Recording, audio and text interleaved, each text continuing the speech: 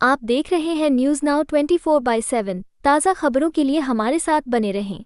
लोकसभा में पारित हुए वक्फ संशोधन विधेयक पर all India Muslim personal law board के सदस्य मौलाना खालिद रशीद फरंगी महली ने कहा, ये विधेयक वक्फ संपत्तियों से जुड़े अधिकारों और व्यवस्थाओं को प्रभावित करता है और हमें लगता है कि इसे पारित करने से पहले व्यापक चर्चा होनी चाहिए थी।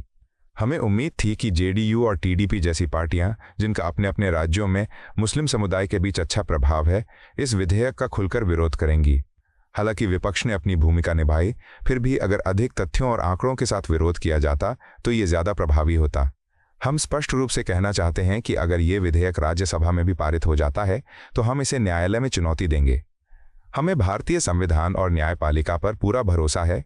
हमारा मानना है कि संवैधानिक प्रावधानों और न्याय के सिद्धांतों के आधार पर हमें इस मामले में राहत मिलेगी। हमारी मांग है कि मुस्लिम समुदाय की धार्मिक और सामाजिक संपत्तियों की रक्षा सुनिश्चित की जाए और इस विधेयक पर पुनर्विचार किया जाए। विपक्ष ने अपनी राय रखी, लेकिन अन्य सदस्यों को भी इस विधेयक के प्रभाव और कानूनी पहलुओं पर गहराई से चर्चा करनी चाहिए थी। हम लोकतांत्रिक प्रक्रिया में विश्वास रखते हैं और आशा करते हैं कि न्याय संगत निर्णय लिया जाएगा।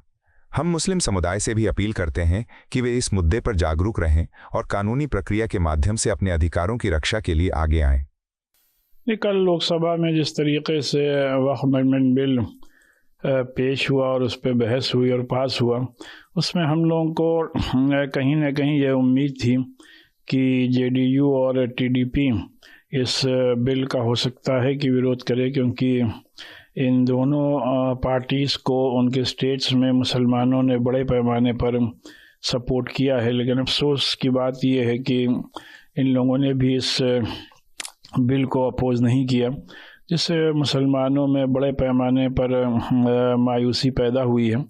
और हम ये समझते हैं कि जितने स्ट्रांगली और पार्टीज़ को अपनी बात रखनी चाहिए थी विथ फैक्ट्स एंड फिगर्स, तो और भी ज़्यादा बेहतर रहता। बहरहाल अपोजिशन ने उसको अपोज़ किया, लेकिन उसके बावजूद भी ये बिल लोकसभा से पास हुआ।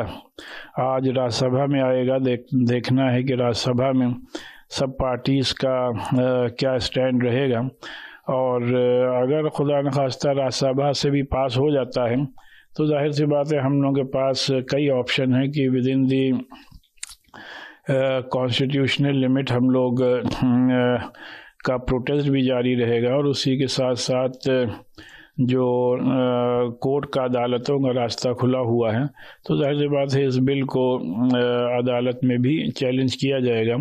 और हम लोग मच मोर कॉन्फिडेंट हैं कि इस बिल में जो कॉन्स्टिट्यूशनल लूपहोल्स हैं उसकी बुनियाद पर हम लोगों को अदालत से ज़रूर राहत और इंसाफ मिलेगा।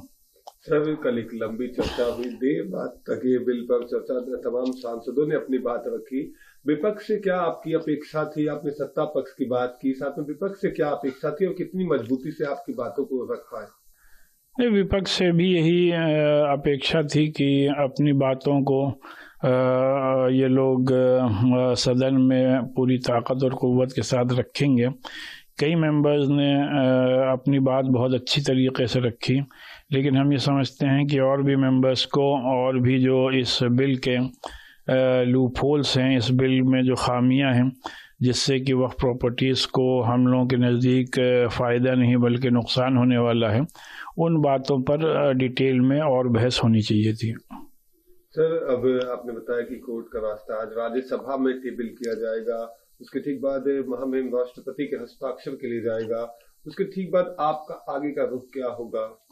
अगर आज ये राज्यसभा से पास हो जाता है और इसको एक एक्ट की शक्ल दे दी जाती है तो यकीनी तौर पर हम लोगों के पास अदालत का रास्ता खुला हुआ है।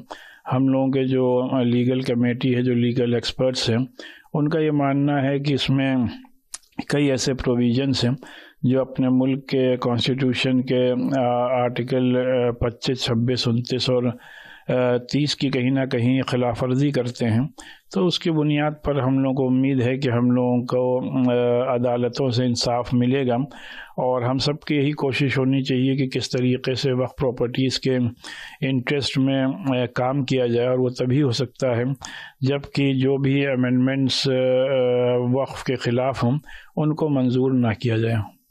आपको यह वीडियो पसंद आया हो तो इसे लाइक करें, हमारे चैनल को सब्सक्राइब करें।